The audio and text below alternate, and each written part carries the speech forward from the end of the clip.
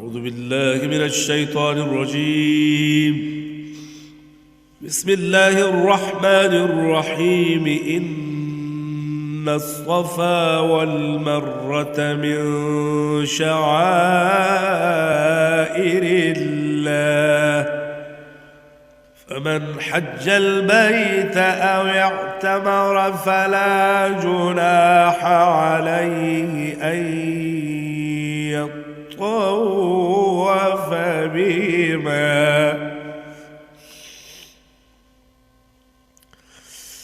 ومن تطوع خيرا فإن الله شاكر عليم.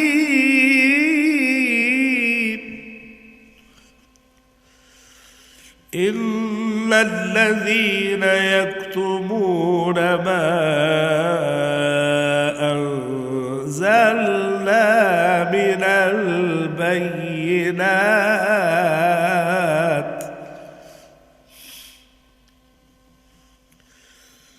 والهدى من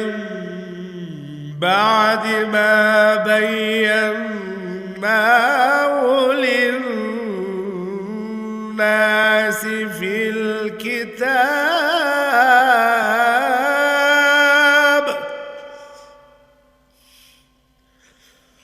أولئك يلعنهم الله ويلعنهم اللاعنون،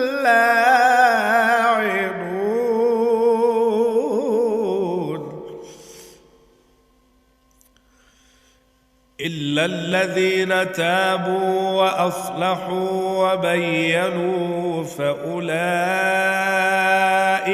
أتوب عليهم، وأنا التواب الرحيم.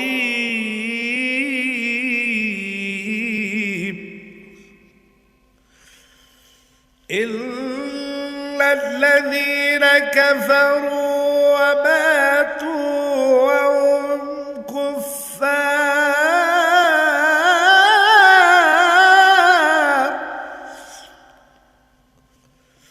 وهم كفار أولئك عليهم لعنة الله،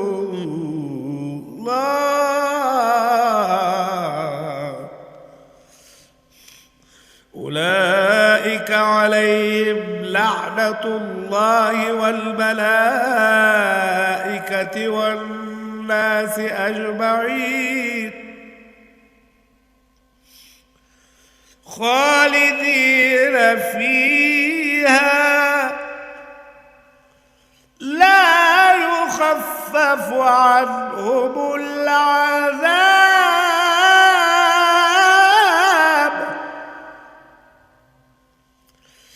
لا يخفف عنهم العذاب ولا هم ينظرون،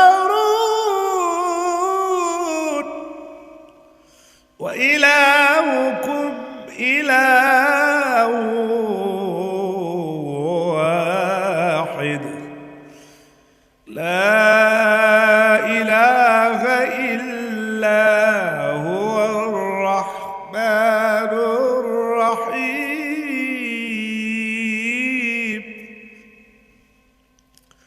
إن في خلق السماوات والأرض واختلاف الليل والنهار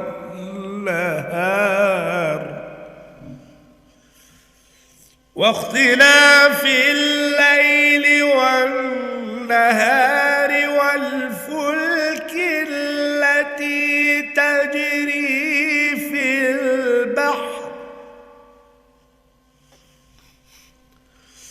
في البحر بما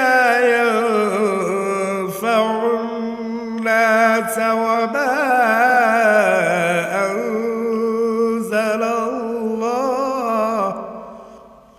وما أنزل الله من السماء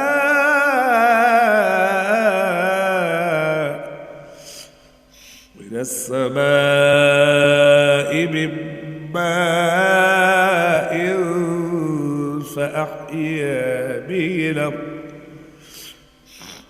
فأحيا به الأرض بعد موتها وبث فيها من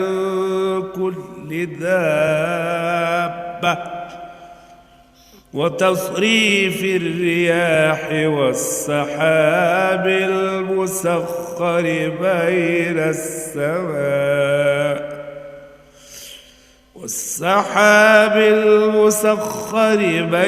السماء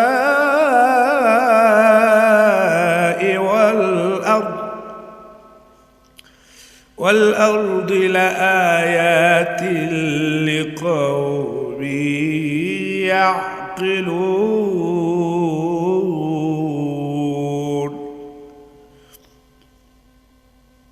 ومن الناس من يتخذ من دون الله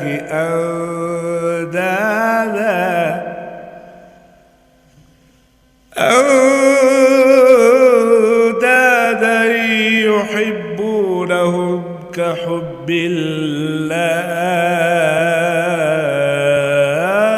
الله والذين آمنوا أشد حبا لله ولو يرى الذين ظلموا إذ يرون العذاب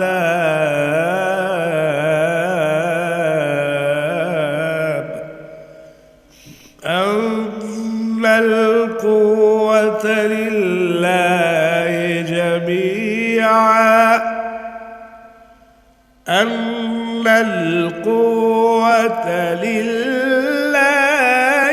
جميعا وأن الله شديد العذاب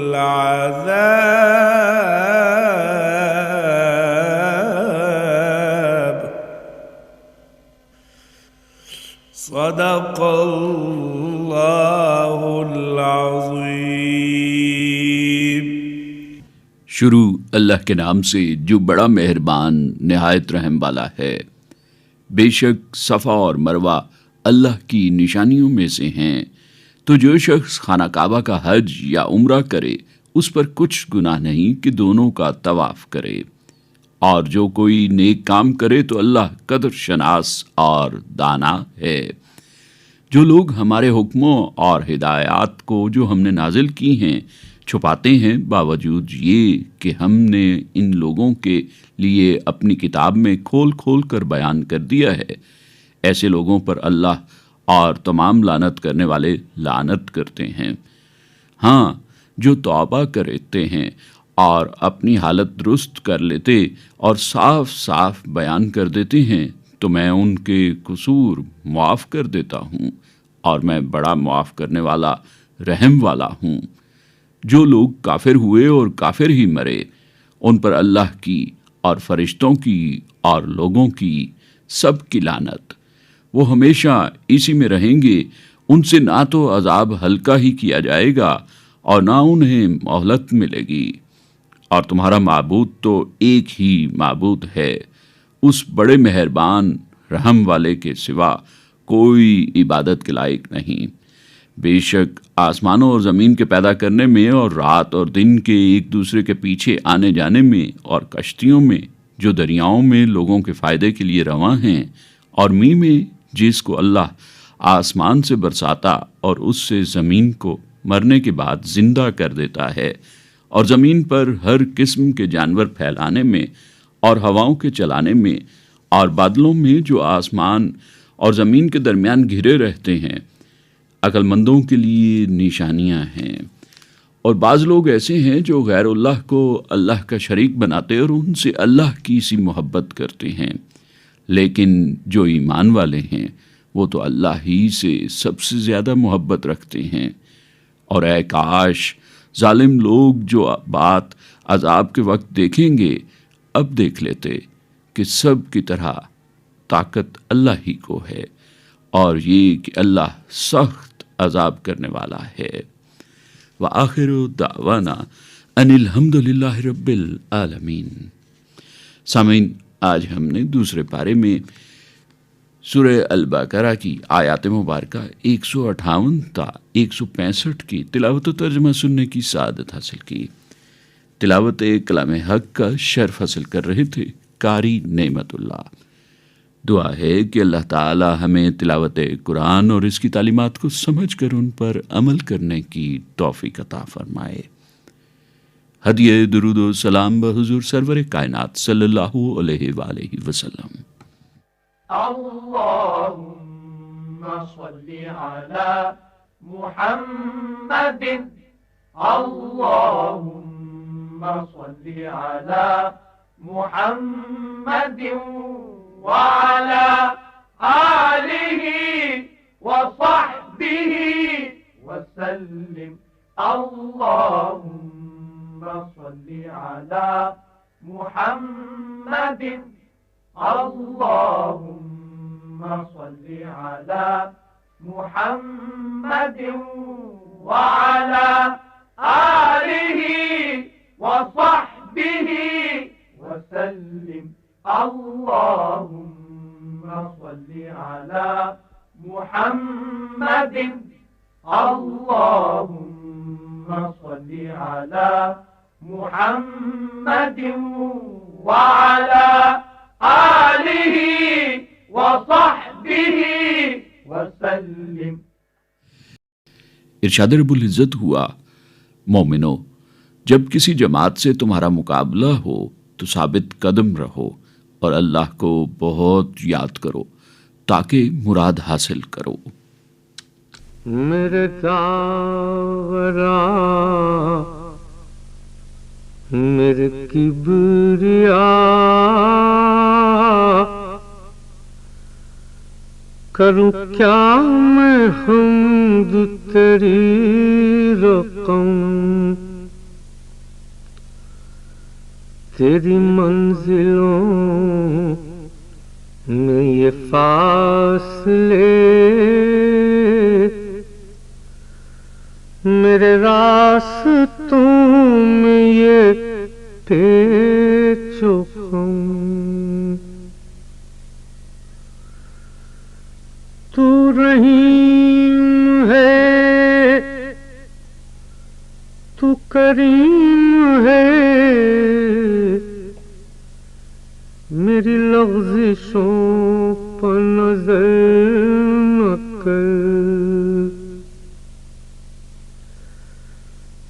تو رحیم ہے تو کریم ہے، میری لغزشوں پہ نظر نہ کر، تیری خطا میری خطا، نہ وہ تجھ میں کم نہ یہ مجھ میں کم،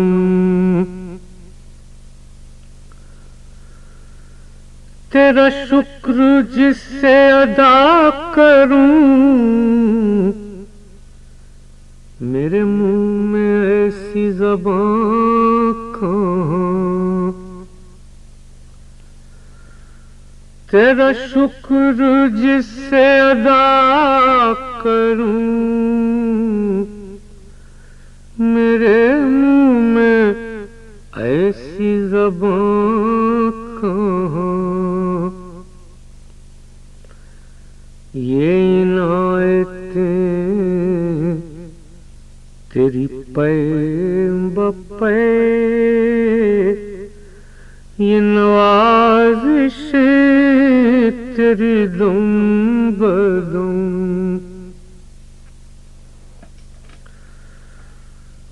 تیرا فضل حوصلہ مند ہے، تجھے خوئے عجز پسند ہے، تیرا فضل حوصلہ مند ہے، تجھے خوئے عرض پسند ہے، وہی سر جہاں میں بلند ہے، تیری بارگاہ میں ہے جو خم، میں ہوں وہ منور بے نوا کہ طلب سے جس کو سوا ملا، میں ہوں وہ منور بے نوا کہ طلب سے جس کو سوا ملا، تیری بارگاہ میں اے خدا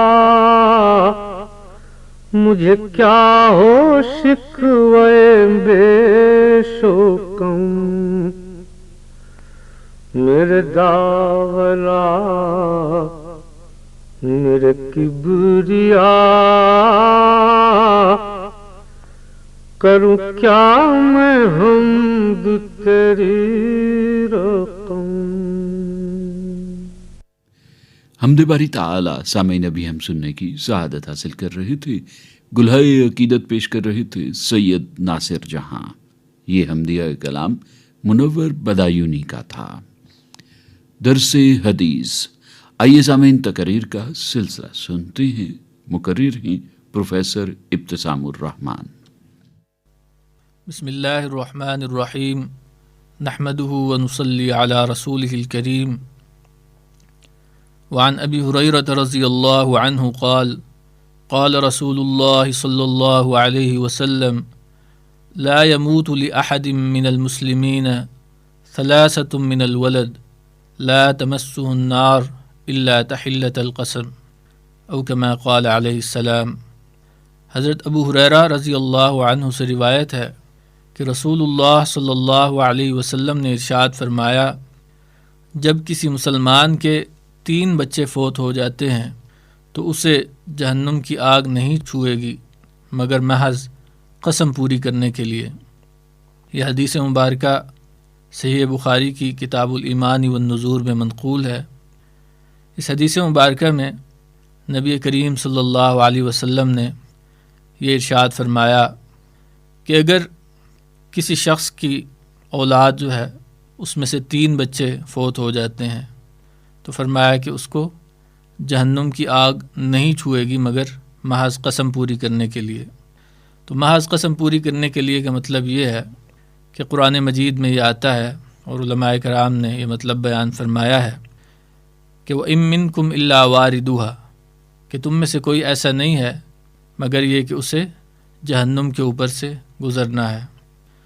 اور ہم یہ جانتے ہیں اور ہمارے عقائد کا یہ حصہ ہے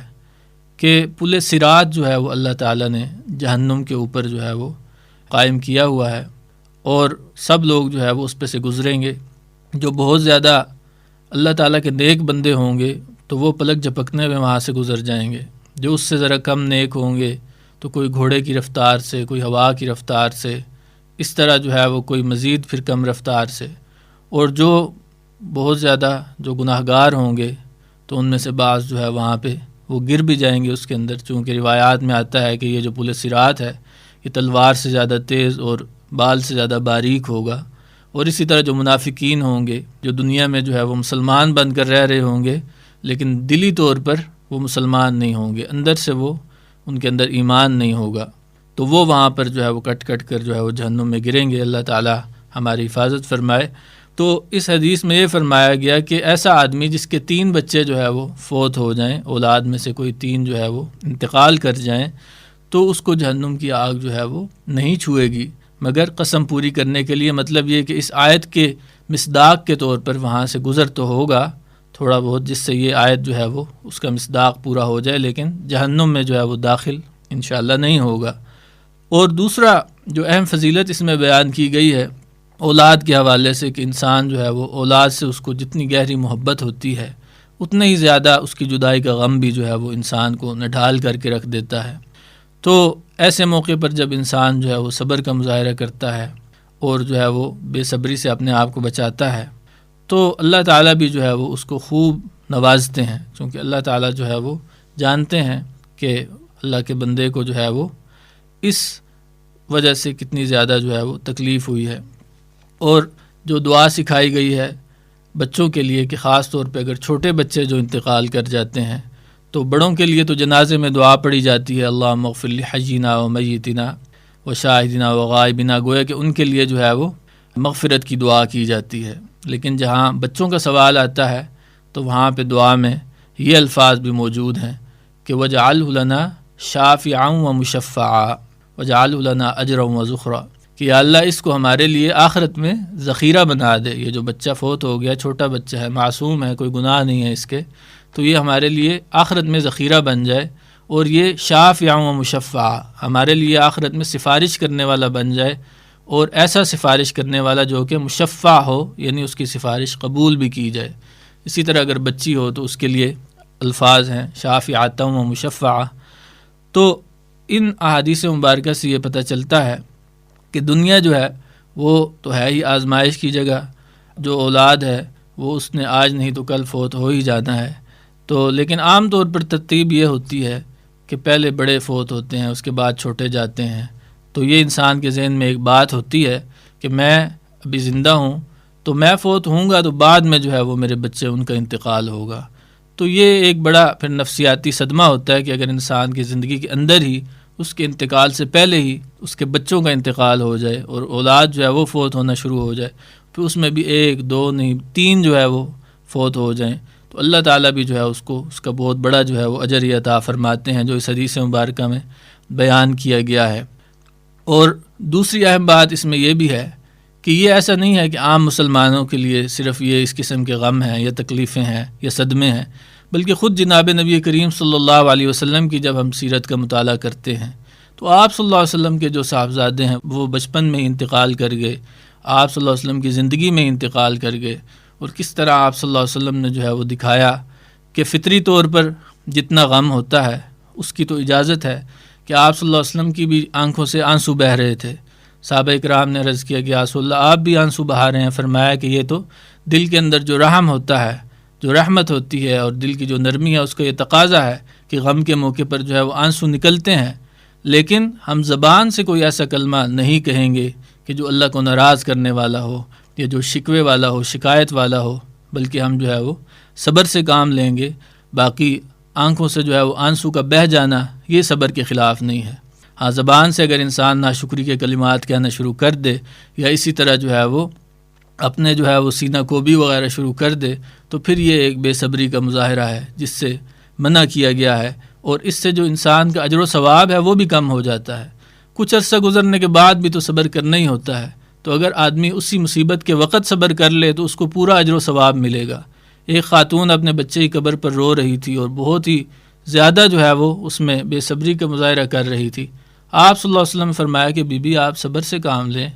تو انہوں نے کہا کہ اگر آپ کا بچہ ہوتا تو میں دیکھتی کہ آپ کیسے صبر کرتے۔ تو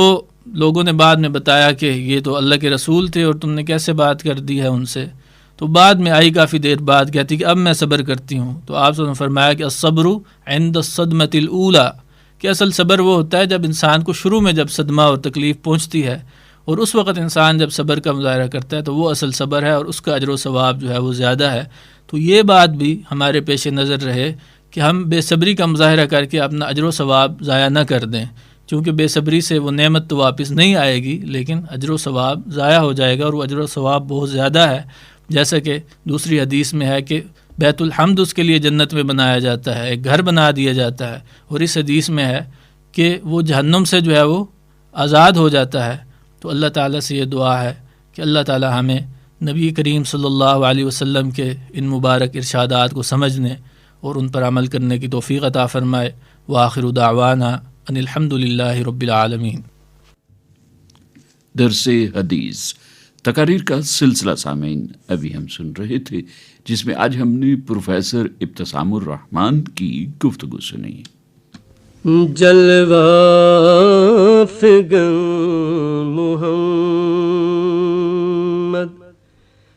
جلوہ نما محمد، جلوہ فگن محمد، جلوہ نما محمد، خود عکس آئینہ گر، خود آئینہ محمد، خود عکس آئینہ گر، خود آئینہ محمد، جلوہ فگن محمد، جلوہ نما محمد، صبح ازل بھی ان کی، شام ابد بھی ان کی، صبح ازل بھی ان کی، شام ابد بھی ان کی، شمس و ضحا محمد، بدر الدجا محمد، شمس و ضحا محمد، بدر الدجا محمد، خود عکس آئینہ گر، خود آئینہ محمد، جلوہ فگن محمد، جلوہ نما محمد، اپنے پرائے سب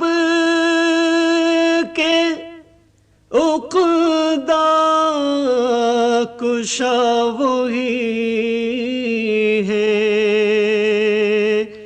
اپنے پرائے سب کے عقدہ کشا وہی ہے، خیر الامم محمد، خیر الورا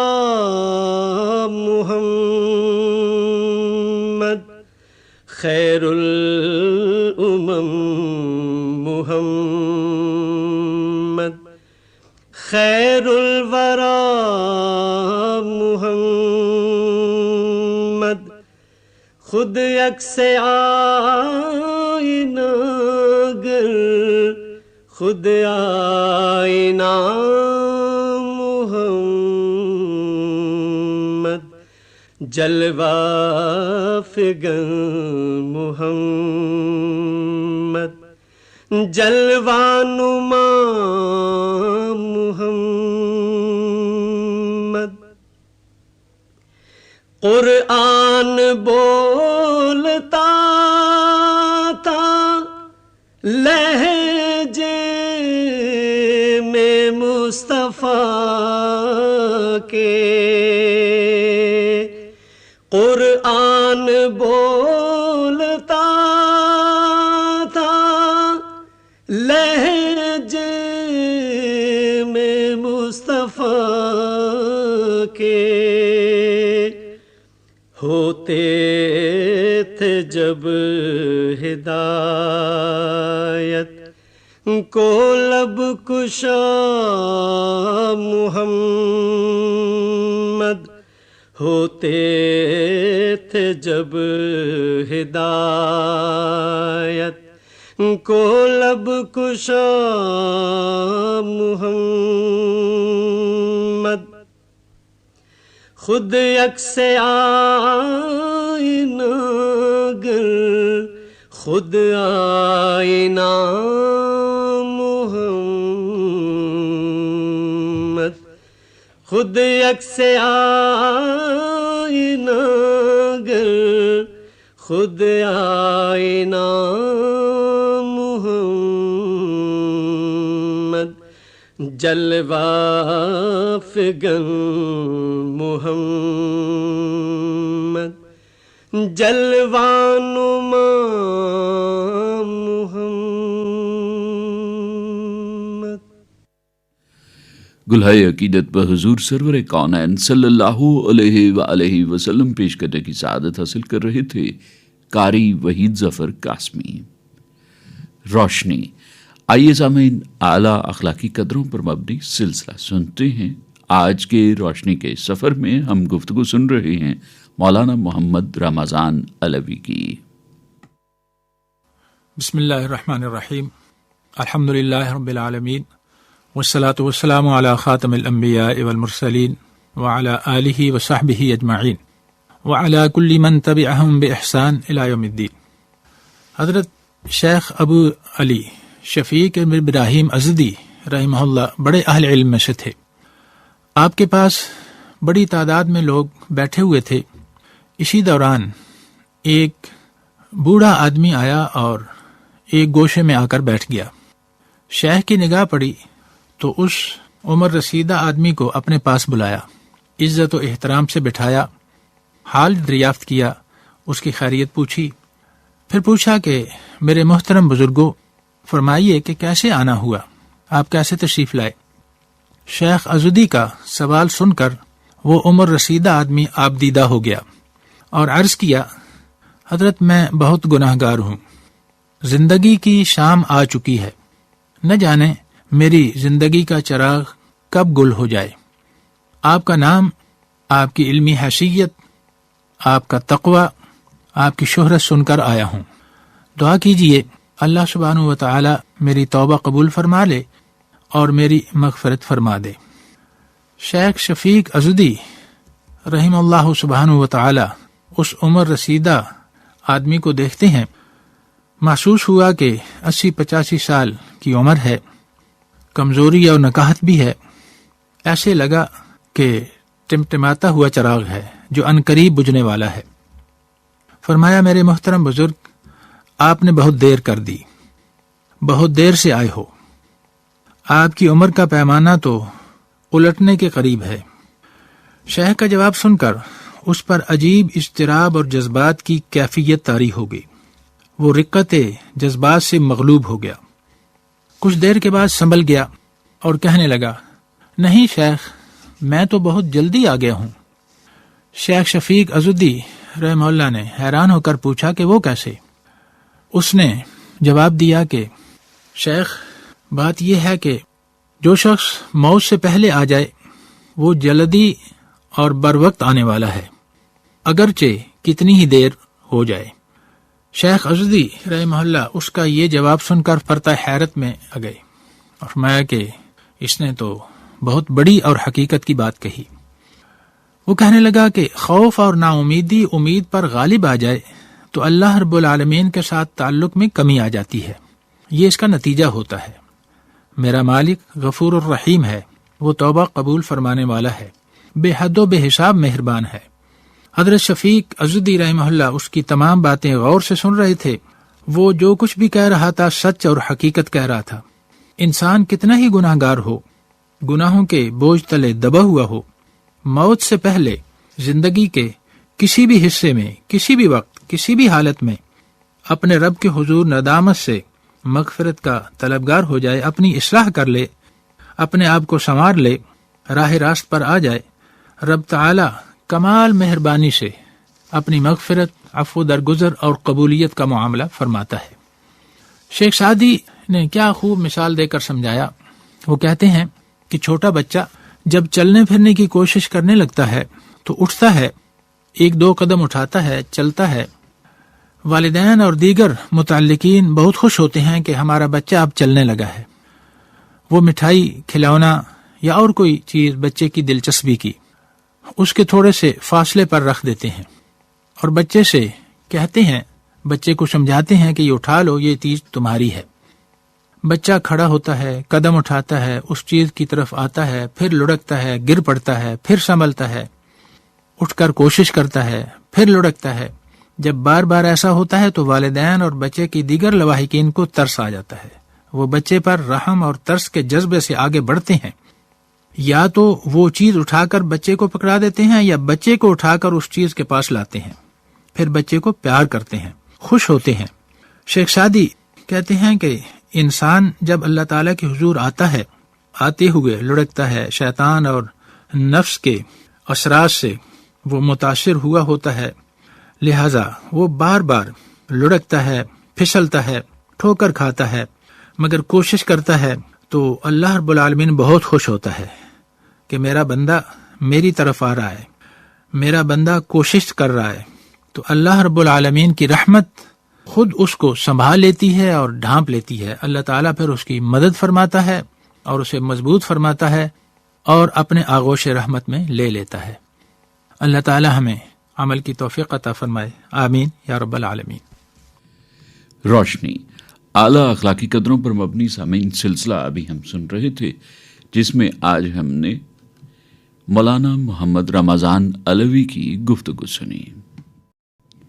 نبی کریم صلی اللہ علیہ وآلہ وسلم نے ارشاد فرمایا، وہ علم جس سے نفع نہ پہنچے اس خزانے کی مانند ہے جس کو اللہ تعالیٰ کی راہ میں خرچ نہ کیا جائے۔ مجھ کو بس آپ سے ہے کام، رسول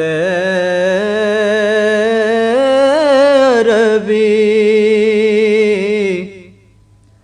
مجھ کو بس آپ سے ہے کام، رسول عربی، لب پہ ہے آپ کا ہی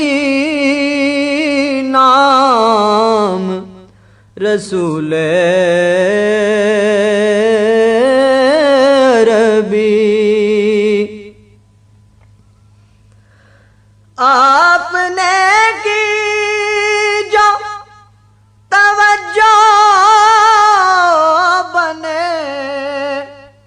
دنیا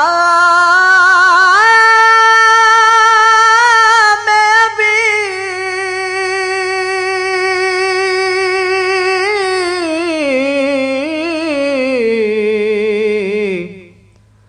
میرے بگڑے ہوئے سب کام، رسول عربی،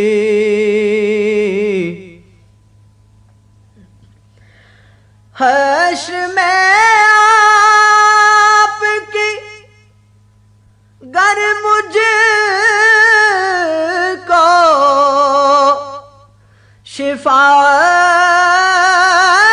شفاعت نہ ملی،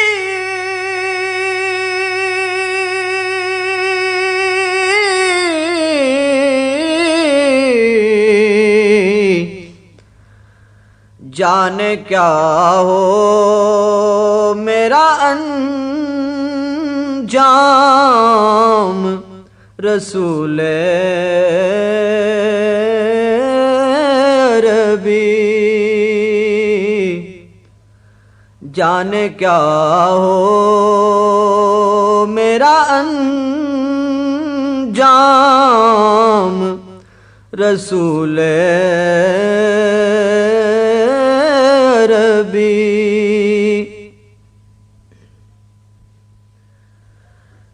مجھ کو اپنی روش خاص پہ لا کر سے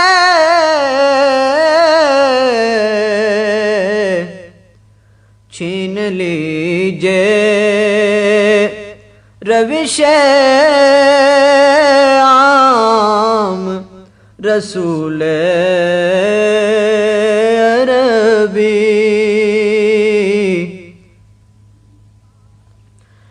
کاش ایسا ہو کہ ایک بار دکھا دے مجھ کو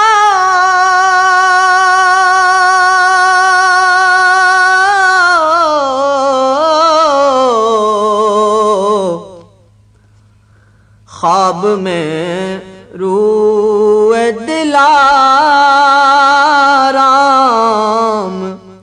رسول عربی. مجھ کو بس آپ سے ہے کام رسول عربی. ہدیہ نعت حضور سرور کائنات صلی اللہ علیہ وآلہ وسلم پیش کرنے کی سعادت حاصل کر رہے تھے سید مرغوب احمد ہمدانی. یہ نعتیہ کلام جلیل کدوائی کا تھا. دینی تعلیمات پر مبنی پروگرام حی علی الفلاح سامعین آپ سن رہے ہیں، اور وقت ہوا چاہتا ہے ہمارا سلسلہ سنیے آپ نے پوچھا ہے، جس میں سامعین آپ کے دینی اور سماجی مسائل کے حوالے سے پوچھے گئے سوالات کے جوابات قرآن و سنت کی روشنی میں دے رہے ہیں ڈاکٹر حافظ حبیب الرحمان. الحمدللہ رب العالمین والصلاة والسلام علی رسولہ الکریم، اما بعد فاعوذ باللہ من الشیطان الرجیم، بسم اللہ الرحمن الرحیم. سوال یہ ہے کہ بیوہ عورت کا دوران عدت جو ہے وہ اپنی ڈیوٹی پر جانا یا دفتر میں جاب کرنا یا ہاسپٹل میں جاب کرنا جو ہے یہ آیا جائز ہے یا نہیں؟ قرآن مقدس میں بیوہ خاتون کی عدت ذکر کی گئی ہے کہ اگر کوئی خاتون ایسی ہو جس کا شوہر فوت ہو جائے تو اس کی عدت یہ بیان کی گئی ہے کہ 4 مہینے 10 دن تک وہ عدت میں رہے، اور اس عدت میں جو شرعی احکام ہیں وہ یہ ہیں کہ وہ گھر سے باہر نہ نکلے، اور وہ شوق کی حالت میں رہنے کے لیے اس نے کوئی میک اپ نہیں کرنا ہے، خوشبو نہیں لگانی ہے، اور زینت اور آرائش جو ہے نہیں کرنی ہے. ان چیزوں سے اس نے اپنے آپ کو بچانا ہے. یہ بنیادی طور پر ایک شوق کے اظہار کا طریقہ ہے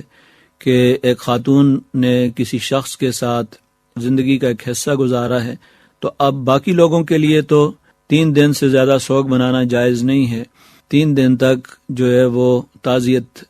اور باقی شوق جو ہے وہ منا سکتے ہیں، 3 دن سے زیادہ درست نہیں ہے. لیکن بیوی کے لیے 4 مہینے اور 10 دن جو ہے وہ شوق کی عدت قرآن مقدس کے اندر ذکر کی گئی ہے. لیکن جس صورت کا آپ نے ذکر کیا ہے کہ آیا بیوہ عورت جو ہے وہ دوران عدت اپنے دفتر میں ملازمت کے لیے جا سکتی ہے یا نہیں، تو عام طور پر بہت سے اداروں کے اندر جو ہے وہ ایسے قوانین موجود ہیں کہ عورت جو ہے وہ اس دوران رخصت لے سکتی ہے اور رخصت پر جا سکتی ہے. 4 مہینے 10 دن کی رخصت لے کر اس کو گھر پہ رہنا مناسب ہے. لیکن اگر کوئی ایسا ادارہ ہے جہاں پر اس کے لیے رخصت لینا ممکن نہیں ہے اور اس کے روزگار کا کوئی اور متبادل بھی نہیں ہے، تو ظاہر ہے کہ ایسی صورت میں وہ دن کے وقت ضرورت کے تحت نکل سکتی ہے اور رات کو اسی مکان میں جہاں پر وہ اپنے شوہر کے ساتھ رہتی تھی اس مکان میں آ جائے. نبی اکرم صلی اللہ علیہ وسلم کی بعض احادیث سے اور بعض واقعات سے یہ بات معلوم ہوتی ہے کہ آپ نے ضرورت کے تحت دوران عدت خواتین کو نکلنے کی اجازت دی ہے. ان میں سے ایک واقعہ حضرت جابر بن عبداللہ رضی اللہ عنہ ذکر کرتے ہیں کہ ان کی خالہ کو 3 طلاق ہو گئی اور ابھی عدت میں تھیں، تو وہ عدت کے دوران جو ہے دن کے وقت جا کر اپنے کھجور کے باغ میں کھجوریں چنا کرتی تھی اور اپنا ضرورت کی جو اشیاء ہیں وہ بازار سے کبھی کبھار لاتی تھیں، کبھی کھجور چننے کے لیے باغ کے اندر چلی جاتی. تو ایک مرتبہ ایک صحابی نے ان پر اعتراض کیا کہ آپ عدت کے دوران جو ہیں وہ گھر سے باہر کیسے نکلتی ہیں؟ تو جب انہوں نے یہ بات سنی تو نبی اکرم صلی اللہ علیہ وسلم کی خدمت میں حاضر ہوئیں اور انہوں نے عرض کیا کہ اللہ کے رسول، میں عدت میں ہوں اور میں کھجوریں چننے کے لیے باغ کے اندر جاتی ہوں اور اعتراض کیا جاتا ہے کہ آپ جو ہے وہ دوران عدت باہر نہیں جا سکتی ہیں. تو نبی اکرم صلی اللہ علیہ وسلم نے فرمایا کہ آپ دن کے وقت جا سکتی ہیں اور اپنی ضرورت کے تحت جو ہے وہ کھجوریں چن کر لانا، باقی سودا سلف لانا یا اس طرح کے ضروری کام جو ہے وہ کر سکتی ہیں. اور بلکہ یہاں تک اس میں ترغیب کا پہلو بھی ہے کہ ہو سکتا ہے کہ یہ جو کھجوریں آپ چن کر لاتی ہیں ان کو صدقہ کریں اور نیکی اور خیر کے کاموں کے اندر ان کو خرچ کریں. تو یہ تو اچھا کام ہے، خیر کا کام ہے، بلائی کا کام ہے. دن کو آپ کو اجازت ہے، آپ جا سکتی ہیں اور اپنے ضرورت کے جو کام ہیں وہ کر سکتی ہیں. اسی طرح ایک دوسری حدیث میں فریہ بنت مالک کا ذکر کیا گیا ہے جن کے شوہر کو ان کے غلام نے قتل کر دیا تھا. تو یہ خاتون جن کا نام فریہ بنت مالک ذکر کیا جاتا ہے، یہ نبی اکرم صلی اللہ علیہ وسلم کی خدمت میں حاضر ہوئیں اور انہوں نے عرض کیا کہ اللہ کے رسول، میرے شوہر کو فلاں آدمی نے قتل کر دیا ہے اور میں اب عدت میں ہوں، تو آیا میں گھر سے باہر کسی کام کے لیے جا سکتی ہوں؟ تو نبی اکرم صلی اللہ علیہ وسلم نے ان کو اجازت دی اور آپ نے فرمایا کہ جا سکتی ہیں. تو یہاں دو طرح کی عدتیں ہیں. ایک وہ عدت ہے جس میں طلاق ہو گئی ہے، طلاق والا واقعہ جابر بن عبداللہ رضی اللہ عنہ کی خالہ کا ہے جس میں آپ نے اجازت دی. اور دوسرا واقعہ جو ہے یہ شوہر کے قتل ہونے کا واقعہ ہے اور ظاہر ہے کہ یہ بیوہ ہو گئیں اور بیوہ کی عدت 4 مہینے 10 دن کے دوران جو ہے گھر سے باہر نکلنے کی اجازت بھی دے دی گئی اور نبی اکرم صلی اللہ علیہ وسلم نے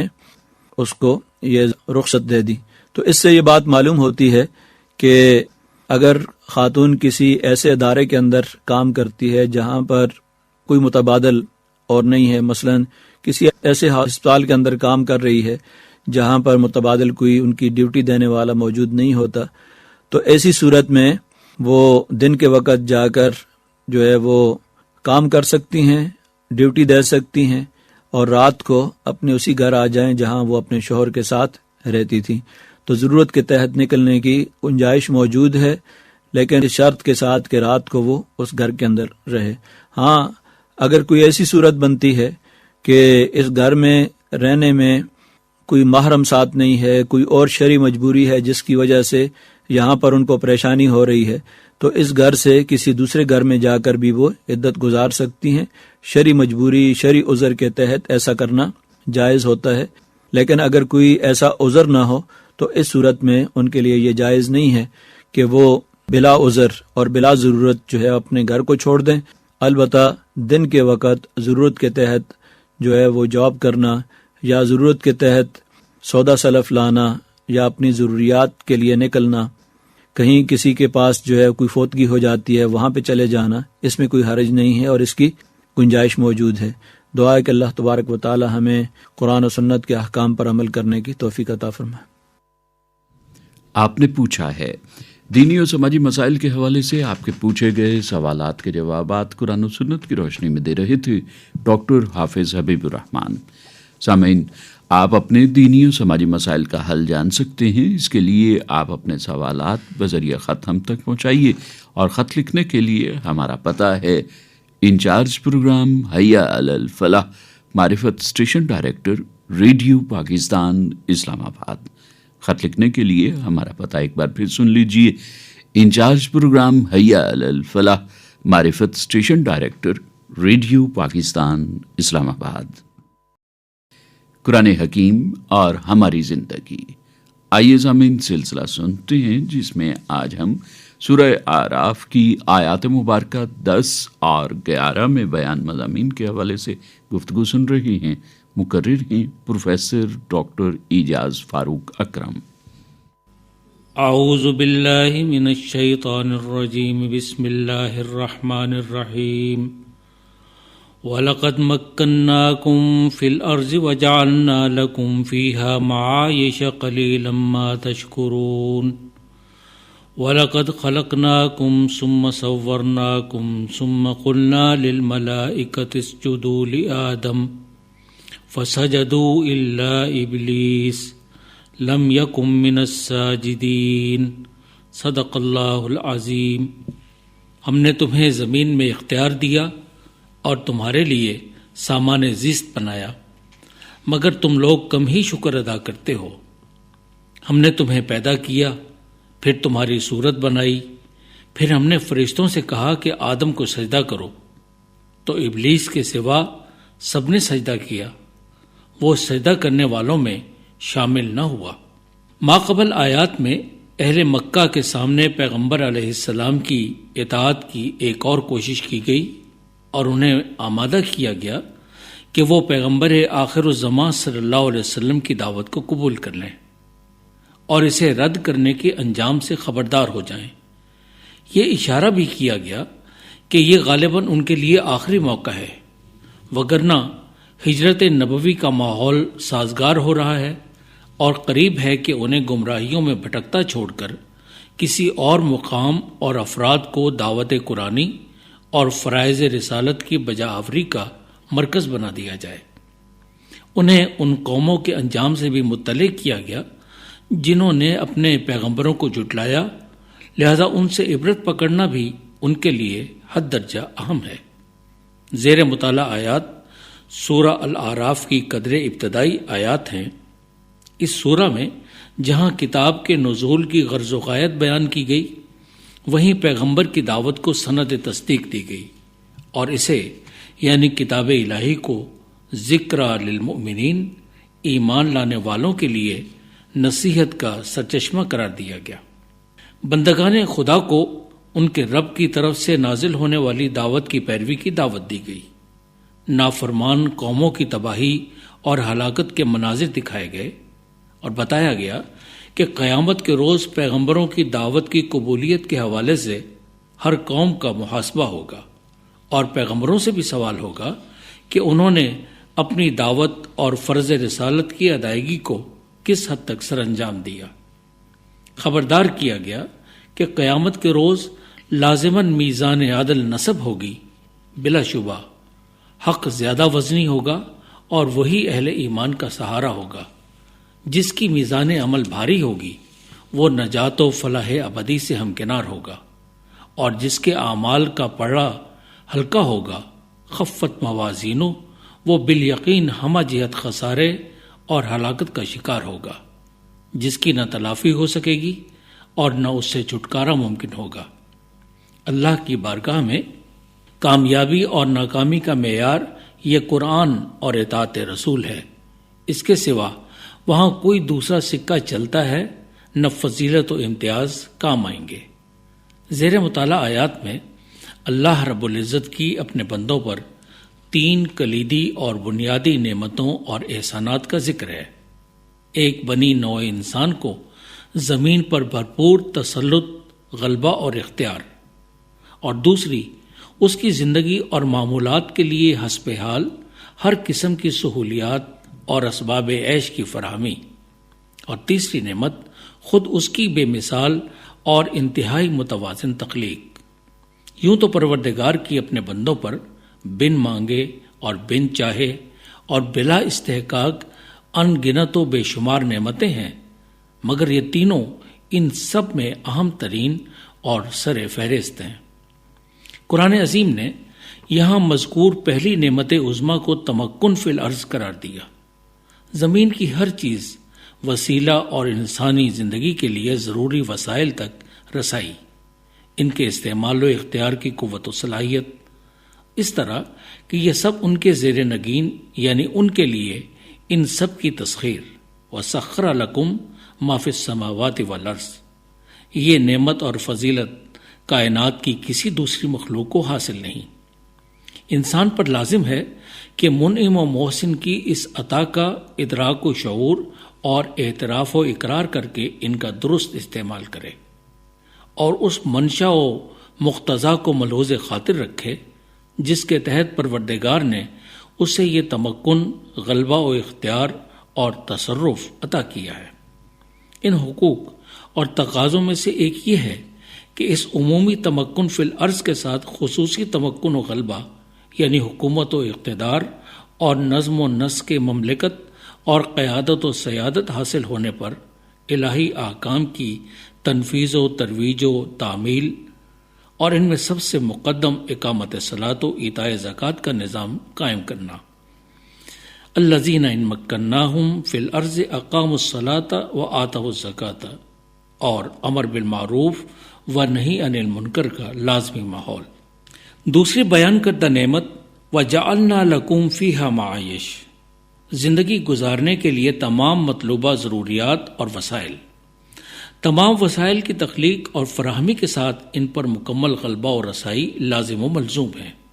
وسائل ہوں مگر جانوروں کی طرح ان تک رسائی نہ ہو، مکمل اختیار موجود ہو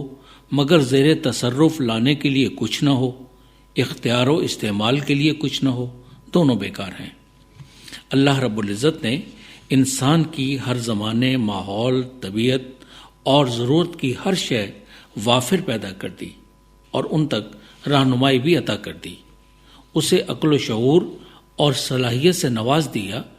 کہ وہ انہیں اپنی عقل و دانش کے مطابق استعمال میں لا کر اپنی زندگیوں میں آسانی اور منفعت کو ممکن بنائے۔ ان وسائل کا درست استعمال کرے، ان کے ضیاع سے بچے۔ ان سب نعمتوں کا حصول اور ان سے استفادہ انسان کی محنت اور جد و جہد سے مشروط کر دیا گیا۔ لیس للانسان الا ما سعی، بغیر کوشش کے اس کے ہاتھ کچھ نہیں آنے لگا۔ جس قدر اس کی محنت ہوگی وہ ان نعمتوں اور اسباب عیش سے متمتع ہوگا۔ محنت کے ساتھ ان کے حصول کے جائز و حلال طریقوں اور راستوں کی شرط بھی لگائی گئی۔ ان دونوں نعمتوں پر شکر گزاری کا رویہ مطلوب ہے انسان سے، جو ان نعمتوں میں اضافہ کا باعث بنے گا۔ بصورت دیگر یہ نعمتیں عطا کرنے والا انہیں یا تو واپس لے لے گا یا کفران نعمت کی سزا دے گا۔ اس شکر گزاری کا عملی طریقہ یہ ہے کہ منعم و محسن حقیقی رب رؤوف و رحیم و کریم کی ذات والا صفات سے آگاہ ہو کر اس سے تعلق قائم کیا جائے، اس کی نعمتوں پر اس کی حمد و ثنا کی جاتی رہے، اس کے سامنے سر تسلیم خم کیا جائے،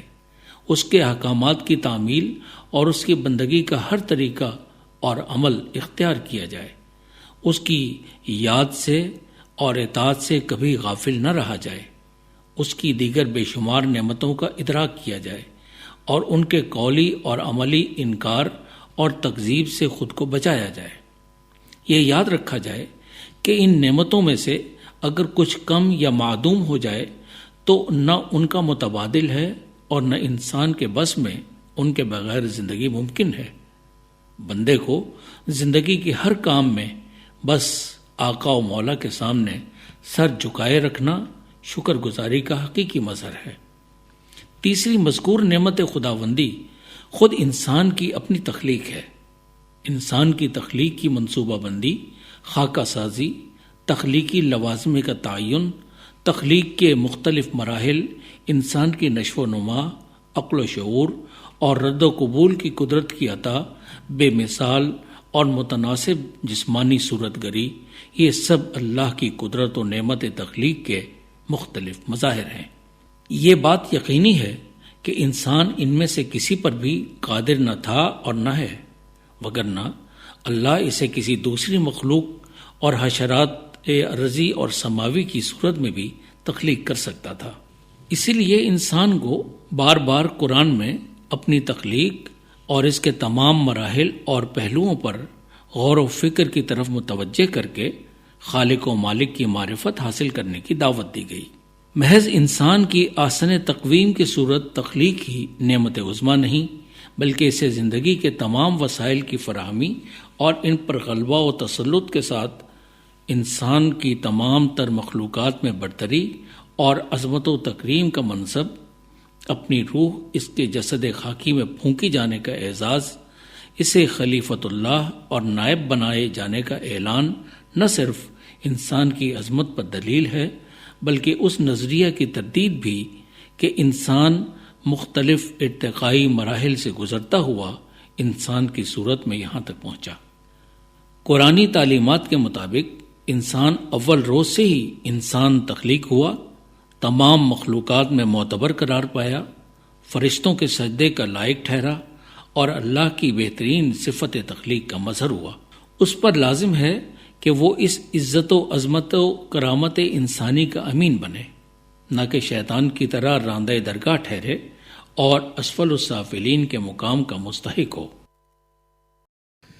قرآن حکیم اور ہماری زندگی سلسلہ سامعین ابھی ہم سن رہے تھے، جس میں آج ہم نے سورہ اعراف کی آیات مبارکہ 10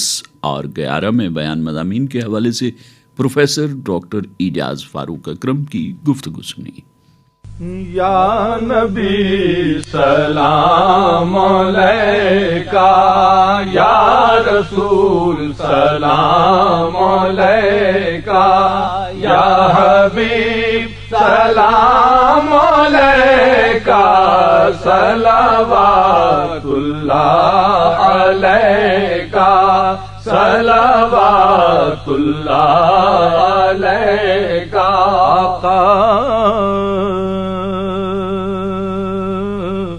طلع البدر علینا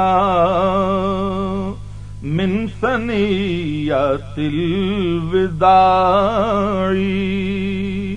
وجب الشکر علینا، وجب الشکر علینا، ما دعا للہ داعی۔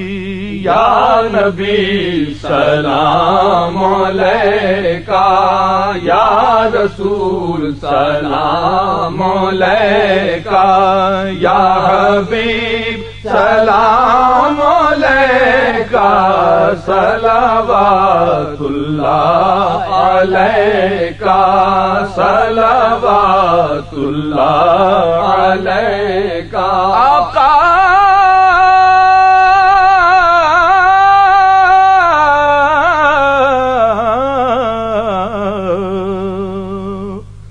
تیرا ذکر سب سے اعلیٰ اور تیرا ذکر جان جان ہے، تو بقا کا ہے پیامی، تو بقا کا ہے پیامی، تیرا نام جاوداں ہے۔ یا نبی سلام علیکہ، یا رسول سلام علیکہ، یا حبیب سلام علیکہ، صلوات اللہ علیکہ، صلوات اللہ علیکہ۔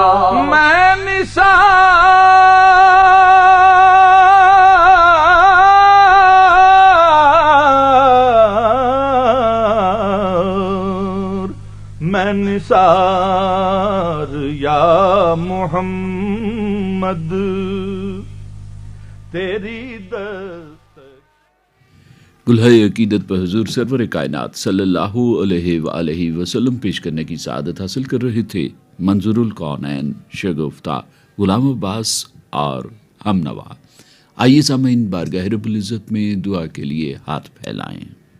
اے اللہ، میں آپ سے صحت و تندرستی ایمان کے ساتھ اور ایمان حسن اخلاق کے ساتھ مانگتا ہوں۔ اے اللہ، میں آپ سے ایسی کامیابی طلب کرتا ہوں جس کے بعد فلاح و نجات ہو، اور اے اللہ میں آپ سے آپ کی رحمت اور عافیت کا اور مغفرت کا اور رضامندی کا سوال کرتا ہوں۔ اے ارحم الراحمین، ہم سب کو دنیا اور آخرت کی کامیابی نصیب فرما اور ہمیں کامیابی والی زندگی نصیب فرما۔ اے احکم الحاکمین، ہمیں دین اسلام پر عمل کر کے کامیابی اور کامرانی حاصل کرنے کی توفیق نصیب فرما اور نبی کریم صلی اللہ علیہ وسلم کی لائی ہوئی شریعت کا کامل متبع اور اطاعت کرنے والا بنا۔ اے اللہ،